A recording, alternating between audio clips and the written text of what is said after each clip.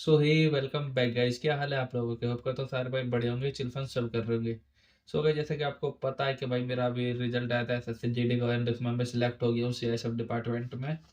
तो भाई बस यही कहना था कि बहुत भाइयों की कमेंट आ रही थी उस वीडियो पे कि भाई आप हमें भी बता दो कैसे कैसे करना है, क्या क्या करना है, क्या क्या पढ़े क्या क्या ना पढ़े। तो इसी के लिए मैं वीडियो ले आया हूँ, क्योंकि आप लोगों को पता भाई एक एग्जाम क्लियर करने के लिए स्ट्रेटेजी का बहुत इंपॉर्टेंट रोल होता है भाई। कोई भी एग्जाम क्लियर करना हो उससे पहले हमें स्ट्रेटेजी बनानी पड़ती है कि भाई क्या क्या पढ़ना पड़ेगा क्या क्या नहीं। क्योंकि अगर आपको यही नहीं पता कि भाई पढ़ना क्या है, आप सारी चीज़ पढ़ रहे हो और उसमें से कुछ भी नहीं आया तो सारी मेहनत पानी में चली जाती। तो मैं ये वीडियो लेकर आया हूँ ताकि मेरे भाइयों को पता चल जाए। अभी हाल ही फिलहाल में एसएससी जीडी की वैकेंसी आई थी और उसका पेपर भी आने वाला है। अब 4 फरवरी से मेरे ख्याल से पेपर है, तो बहुत ही कम दिन बचे भाई, 40-45 दिन बचे हैं। तो इसलिए भाई मैं एक वीडियो लेकर आ गया हूँ ताकि आपको बता सकूँ कि इन 40-45 दिनों में आपको क्या क्या पढ़ना है जिससे आपका स्कोर इम्प्रूव हो सके और आप एक जॉब ले सको अच्छी खासी। तो गाइस, वीडियो में आगे बढ़ने से पहले भाई वीडियो को लाइक कर दो, चैनल को सब्सक्राइब कर दो और भाई शेयर कर दो, अपने सारे दोस्तों में फैला दो ताकि उन्हें भी भाई कुछ पता चले कि सरकारी नौकरी भी कैसे ली जा सकती है, किस तरीके से हम पढ़ सकते हैं। सो गाइस, जैसे कि आपको पता है कि हमारे पेपर में सबसे मेन रोल होता है जीएस का। अगर आपने जीएस कर दी तो भाई आप कुछ भी कर लोगे, कि कोई सी भी पोस्ट आप आराम से ले लोगे। अगर आपने जीएस भाई आपकी बहुत कमजोर है तो उसमें बहुत ही दिक्कत पड़ जाती है एक अच्छा खासा स्कोर मेंटेन करने के लिए। और जीएस में सबसे मेन रोल होता है भाई स्टैटिक जीके का। स्टैटिक जीके क्योंकि जीडी के पेपर में 6 से 7 क्वेश्चन स्टैटिक जीके के देखने को मिल जाते हैं हमें। तो गाइज, सबसे पहले बात करते हैं स्टैटिक जीके की। स्टैटिक जीके में आर्ट एंड कल्चर का मेन रोल होता है एंड उसमें बहुत सारी चीजें आती है जैसे मैं आपको बताता हूँ। और भाई देखो, सारे भाई नोट करते चलना, क्योंकि इसमें से एक आध क्वेश्चन आपके फंसने का चांस है। और भाई एक भी क्वेश्चन फंस जाए और उसका भाई 2 नंबर मिल जाए बहुत बड़ी बात होती है, कि बंदे एक एक नंबर से रहते हैं। तो ज़्यादा बात नहीं करते, अब मैं आपको पूरे वो बता देता हूँ कि आपको क्या करना चाहिए इन 40 दिनों के अंदर जो आपका एक बढ़िया स्कोर आ जाए। अगर भाई बात करें हम स्टैटिक जीके की, तो स्टैटिक जीके में सबसे मेन रोल होता है आर्ट एंड कल्चर का। तो भाई इसमें तो बहुत से टॉपिक हमें देखने को मिलते हैं। और भाई देखो, टॉपिक तो बतेरे हैं, पर भाई अगर आप बतेरे में लग गए और मेन मेन आपको पता ही नहीं है क्या क्या आएगा, तो भाई आपको भी पता है कि आप कितने बंदों से पीछे चले जाओगे। यही वो 40 दिन है जिसमें से आपको मेन मेन करना पड़ेगा और जिससे आपका स्कोर बहुत ही इम्प्रूव हो सकता है। तो सबसे पहला टॉपिक है भाई आपका लोक नृत्य है। आप लोक नृत्य कर सकते हैं, उसके बाद शास्त्रीय नृत्य हो गए, क्योंकि इनमें से एक या दो क्वेश्चन हमेशा देखने को मिलते हैं हर शिफ्ट में। उसके बाद भाई आप फेस्टिवल कर सकते हैं, वाद्य यंत्र हो गई, मंदिर हो गई, स्पोर्ट्स, पुस्तक, बहुत सारी चीजें हो जाती है। जैसे कि आप स्टेट में आप संस्थापक भी मान सकते हो कि कौन सी बुक लिख दिया है, तो ऐसा हो सकता है। तो ये टॉपिक अगर आप कर लोगे तो भाई गारंटी से कहता हूँ मैं, 1 से 2 क्वेश्चन आपको देखने को मिल जाएगा। उसके बाद अगर हम बात करें, अवार्ड्स हो गए, स्ट्रेटेजी के में अवार्ड्स भी आते हैं, बहुत सारी चीज़ें आती है। तो मेन मेन मैंने आपको ये बता दिया, फोक डांस, क्लासिकल, फेस्टिवल, वाद्य यंत्र, मंदिर, स्पोर्ट्स और पुस्तक, ये सारी चीज़ें हो जाती है। अगर हम बात करते हैं उसके बाद आते हैं जीएस पर, कि भाई जीएस, हिस्ट्री, पॉलिटी, तो इस सब के बारे में मैं आपको इस वीडियो में बताने वाला हूँ। भाई देखो, मैंने जीएस के लिए अपने मैं प्रेफ़रेंस करता हूँ, आप लूसेंट ले सकते हो। लूसेंट में बहुत सारी चीज़ें देखने को मिल जाती है।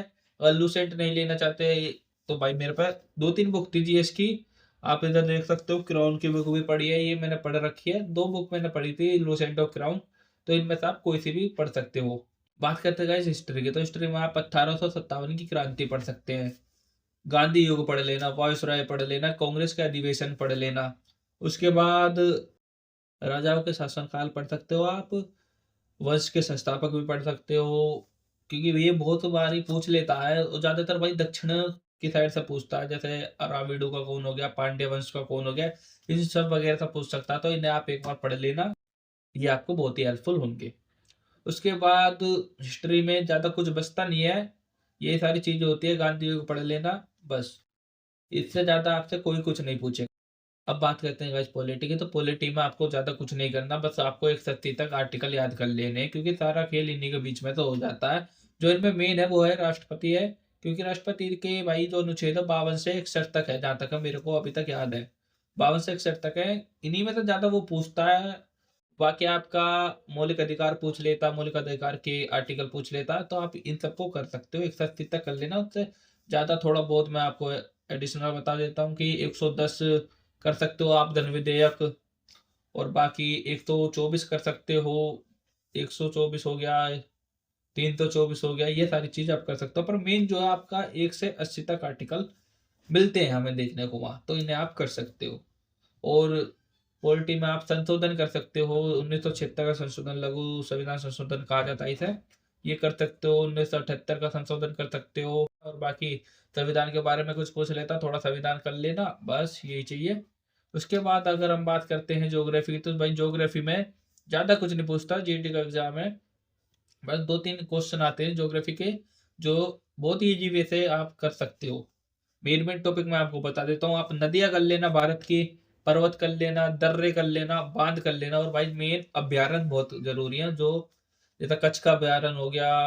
ज्योग्राफी में आप इतना कर लोगे तो भाई ज्योग्राफी का भी आप पूरा आराम से निकाल सकते हो। बात कर ली है हमने, हिस्ट्री की बात कर ली है, स्टैटिक की बात कर ली है, पॉलिटी की बात कर ली है, और ज्योग्राफी की बात कर ली है। अब रहता है हमारा इकोनॉमिक्स और साइंस। अगर गाइस हम इकोनॉमिक्स में बात करें, तो देखो इकोनॉमिक्स एक ऐसा सब्जेक्ट है जो भाई बहुत ही खतरनाक भी है और बहुत ही ईज़ी भी है। इसमें से कई सारे क्वेश्चन आपको देखने को मिल जाता है, पर मेन जो क्वेश्चन मिलते हैं वो 2 जगह से देखने को मिलते हैं, एक पंचवर्षीय योजना और जनगणना। तो आप सबसे मेन भाई देखो, पंचवर्षीय योजना और जनगणना करके रखना अपना तैयार, क्योंकि गारंटी से कहता हूँ कि हर शिफ्ट में एक ना एक क्वेश्चन आपको देखने को मिलेगा, पंचवर्षीय योजना में से और जनगणना में से। क्योंकि मैं जितने भी अब तक मैंने पेपर दिए हैं, उसमें पंचवर्षीय योजना हमेशा दिखी है मेरे को अपने पेपर में, और जनगणना भी देखने को मिलती है। जनगणना में जैसे आपका सबसे पढ़ा लिखा जिला कौन सा है, शेरशिप है, और राज्य कौन सा, केरल है, ये सारी चीजें आप कर सकते हो। और जैसे मैंने आपको बताया, पार्टिकुलर वीडियो में ला कर दे दूंगा, अगर आपको चाहिए होगी मेन टॉपिकों की, तो कमेंट में कर देना, मैं ले आऊंगा आपके लिए वो वीडियो। तो बात कर ली हमने इकोनॉमिक की भी। इकोनॉमिक में बहुत सी वो मतलब M2 M3 भी आते हैं, वो आप देख सकते हो यूट्यूब से। तो इकोनॉमिक्स में भी भाई इतनी भाई अगर बात करें साइंस की, तो साइंस में इतना ज़्यादा कुछ नहीं पूछता, क्योंकि जीडी का एग्जाम है, इतना डिटेल में कोई नहीं पूछता। तो आप साइंस के लिए अपना PYQ लगा सकते हो। PYQ लगाना, उसमें आपको साइंस के जितने भी क्वेश्चन देखने को मिलेंगे उन्हें पढ़ लेना, बस इसमें आप कर लोगे। ज़्यादा पूछता नहीं साइंस में। बायोलॉजी पूछता, बायोलॉजी आप आराम से पढ़ लेना, हड्डी वड्डी के बारे में कुछ जानकारी ले लेना, बस। तो ये आपका हो गया जीएस का। और जीएस में एक टॉपिक और रह गया, करंट अफेयर। तो भाई देखो, करंट अफेयर अपनी लेकर चलना, मंथली करंट अफेयर कर लेना, किसी यूट्यूब वीडियो से कर लेना। तो मैं प्रेफरेंस करूंगा तो उत्कर्ष क्लासेस से आप कर सकते हो, क्योंकि मैंने भी वहीं से करी थी। मंथली की एक वीडियो गए थे कुमार गौरव सर, तो उनसे आप कर सकते हो। तो गाइस जीएस में बस इतना ही। बस एक टॉपिक और रह गया, जो मैं आपको अभी क्लियर कर देता हूँ। अगर आप लुसेंट लेते हो, तो लुसेंट के एंड में अगर आप जाओगे देखोगे, तो विविध का ऑप्शन मिलता है, जहाँ आपको पहले भारत में पहला ये किसने किया, क्या किसने किया, वो आप कर सकते हो। जैसे कि भारत के पहले प्रधानमंत्री कौन थे, राजेंद्र प्रसाद। पहली महिला प्रधानमंत्री कौन थी, ऐसे आप कर सकते हो। उसे आप कर लेना। बस जीएस में आप इतना कर लो भाई, आराम से 15 क्वेश्चन कर दोगे, इतनी मैं गारंटी लेता हूँ। सो गाइस बात करते हैं मैथ की, कि मैथ में भाई मैंने 20 में से 20 स्कोर कैसे करा। तो मैं आपको बताता हूँ। देखो ज़्यादा कुछ नहीं होता मैथ में, ईज़ी थी। पहले मेरे को भी डर लगता था मैथ में, कि भाई कैसे करूँगा, क्या होगा, लेकिन अब जब से करने लगा तो हो गया। तो मैथ में जीडी में इतना कुछ ज़्यादा ख़ास देखने को नहीं मिलता, बहुत ही ईज़ी मैथ आती है, आराम से कर दोगे। तो जैसे सबसे मेन टॉपिक रहता है मैथ का, परसेंटेज। भाई परसेंटेज के हमेशा 2 से 3 क्वेश्चन आपको देखने को मिलते हैं। तो कुछ परसेंटेज के क्वेश्चन के मैं आपको टाइप बताता हूँ। जैसे इलेक्शन का टाइप हो गया, जनगणना वाला टाइप हो गया, सक्सेसिव फॉर्मूला हो गया, इस सभी को आप करके जा सकते हो। और जैसा कि मैंने आपको पीछे भी बताया, कि भाई अगर आपको हर टॉपिक पे पार्टिकुलर वीडियो चाहिए, तो आप कमेंट कर देना, मैं आपके लिए ले आऊँगा। तो परसेंटेज आपका सबसे मेन टॉपिक परसेंटेज ही माना जाता है, क्योंकि हर चैप्टर में परसेंटेज का कहीं न कहीं यूज़ देखने को मिल जाता है। तो आप परसेंटेज कर सकते हो। तो गाइस इसके बाद आता है CISI। कभी हमें एसआई देखने को मिलता है, कभी हमें सीआई देखने को मिलता है, तो इन्हें भी आप आराम से कर लोगे। अगर आपको कोई दिक्कत आ रही होगी, तो मैं आपको वीडियो प्रेफ़रेंस करता हूँ कि आप एग्ज़ाम पर जाकर विपुल सर की बेसिक वाली वीडियो देख सकते हो सीआईएसआई की। उन्हें आप करोगे तब ही आराम से आपका सीआईएसआई का डर दूर हो जाएगा। सीआईएसआई का क्या, पूरी मैथ का डर दूर हो जाएगा, क्योंकि भाई मैंने भी अपने बेसिक क्लियर वहीं से करा था। तो सीआईएसआई हो गया। उसके बाद आप प्रॉफिट लॉस कर सकते हो, एसपीसीपी उसमें आते हैं, कि प्रॉफिट लॉस में कि ये क्रय मूल्य, ये लागत मूल्य, ये सब आप कर सकते हो। डिस्काउंट का चैप्टर आप कर सकते हो, क्योंकि इसमें से भी एक क्वेश्चन कभी-कभी हमें देखने को मिल जाता है। भाई एवरेज हो गया, एवरेज के भी आपको 2 क्वेश्चन हमेशा देखने को मिलते हैं। उसमें से सबसे मेन जो आता है ना, वो पारी वाला आता है। भाई एक बार पारी वाला कर लेना, क्योंकि आज तक मेरे को पारी वाला समझ नहीं आया। मैं कर लेता हूँ, पर थोड़ा मुश्किल से कर पाता हूँ, क्योंकि पारी वाला यार दिमाग में बैठता ही नहीं मेरे। तो आप देख लेना, अगर आप कर पाओ तो कर लेना एवरेज। उसके बाद रेशियो कर सकते हो आप, रेशियो का भी 1 से 2 क्वेश्चन देखने को मिल जाते हैं, जैसे कॉइन वाले हो गए कि बैग में इतनी सिक्के हैं वैसा हो गया, या ड्रम में इतना पानी हमने भर दिया इतना नहीं भरा, वो आप कर सकते हैं। इसके बाद आता है time and work. Time and work आप कर सकते हो क्योंकि भाई इसमें से 1 या 2 क्वेश्चन आपको हमेशा देखने को मिलेंगे, हर शिफ्ट में देखने को मिलेंगे। ये तो भाई पता नहीं एग्जामिनर की क्या पसंद है कि ये हमेशा आता है। तो ऐसा आप कर सकते हो, आराम से यूट्यूब से देख लेना, आराम से हो जाएगा। उसके बाद आप नंबर सिस्टम कर सकते हैं जिसमें से 2 टाइप हमेशा देखे जाते हैं, रिमाइंडर थ्योरम और डिविजिबिलिटी रूल। ये आप कर लेना, आराम से हो जाएगा। उसके बाद आप एचसीएफ एलसीएम कर लेना। सिंप्लीफिकेशन, तो गाइस देखो सिंप्लीफिकेशन को हल्का मत लेना क्योंकि बहुत ही हार्ड इक्वेशन वो दे देता है, क्योंकि बंदे सोचते हैं कि यार प्लस जोड़ ही तो है वो आराम से हो जाएगा, वो नहीं होता यार। और इसमें 2 से 3 क्वेश्चन देखने को मिल जाते हैं कभी-कभी तो इसलिए आप आराम से प्रैक्टिस करके जाना, कर लोगे। बात करते हैं हम मेंसुरेशन की, तो बहुत बंदे कहते हैं कि यार मेंसुरेशन एडवांस है, जीडी में एडवांस मैथ आती है, ऐसा कुछ नहीं है। मेंसुरेशन बहुत ईजी है, इसका मैं आपको एक रामबाण इलाज बता दूंगा, तो आप आराम से उसे कर लोगे और भाई आराम से अपने नंबर बना के लेकर आओगे। सबसे पहले तो भाई देखो मेंसुरेशन का फॉर्मूले याद कर लेना, 2D 3D जितने भी हो वो फॉर्मूले आप आराम से याद करते रहना डेली, क्यों डेली बेस पर अगर आप याद करोगे जब भी आपको याद होंगे, ऐसे नहीं होंगे। और उसके बाद अगर आप पेपर में जाके फॉर्मूला भूल जाते हो तो सबसे बढ़िया आप 22 का मल्टीपल रूल देख लेना कि 22 से कौन सा कट रहा है, उसका आंसर होगा भाई गारंटी के साथ। ये मैं हमेशा आजमाता हूँ, जब मैं भूल जाता हूँ तो उसे करता हूँ और भाई सही भी जाता है। तो यही है, मेंसुरेशन भी आप आराम से कर लोगे।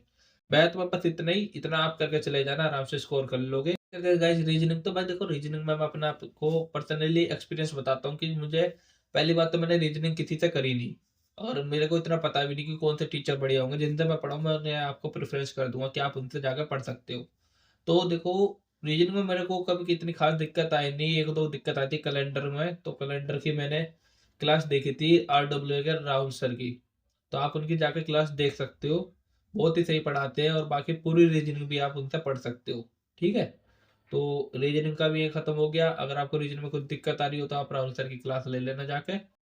तो गाइस देखो बात करें अगर हम हिंदी की, तो देखो हिंदी में ज़्यादा टेंशन लेने की ज़रूरत नहीं, आप हिंदी आराम से कर लोगे। कुछ बंदों की प्रेफ़रेंस इंग्लिश भी होती है तो भाई आप इंग्लिश करना, जिस बंदों की प्रेफ़रेंस हिंदी है वो हिंदी कर सकता है। मेरी अगर आप मानो तो आप हिंदी करना, क्योंकि इसमें कुछ क्वेश्चन ऐसे आ जाते हैं जो हलवे के नाम पे बढ़ते हैं भाई, जैसे कि राम ने खाना खाई, आप क्वेश्चन देखते समझ गए कि भाई क्या दिक्कत है, खाई की दिक्कत है, आप वहाँ टिक कर देना, क्वेश्चन हो गया बस।